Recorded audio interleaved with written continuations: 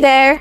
If your iPhone's camera zoom, like 0.5x, 2x, 3x, or even 10x, isn't working properly, don't stress, I've got your back. In today's video, I'll walk you through some quick and effective solutions to get your camera zoom working smoothly again. Let's dive in and fix that issue right away. Solution 1. Enable lens correction. First, open Settings on your iPhone. Then scroll down and tap on Camera. Now, keep scrolling until you find lens correction.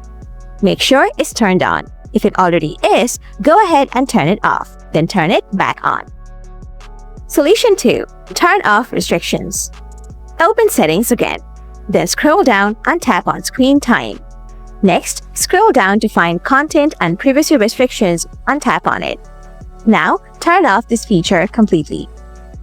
Solution 3. Restart the camera app. First, swipe up from the bottom of the screen or double-click the Home button if you have one to bring up the app switcher. Then find the camera app and swipe up to close it completely. Next, reopen the camera app and check if the zoom works now. After that, simply restart your iPhone for good measure. Solution 4. Check for iOS updates. Start by opening the Settings app. Then scroll down and tap General.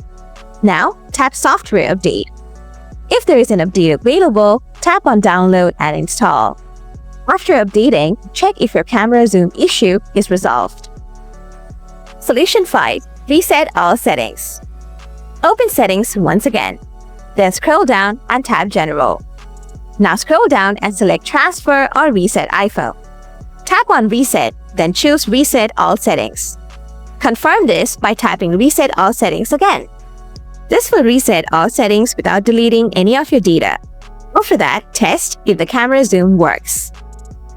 Solution 6. Contact Apple support. If none of these solutions have worked, the problem can be related to hardware. In that case, contact Apple support or visit an Apple store for further help. And that's it!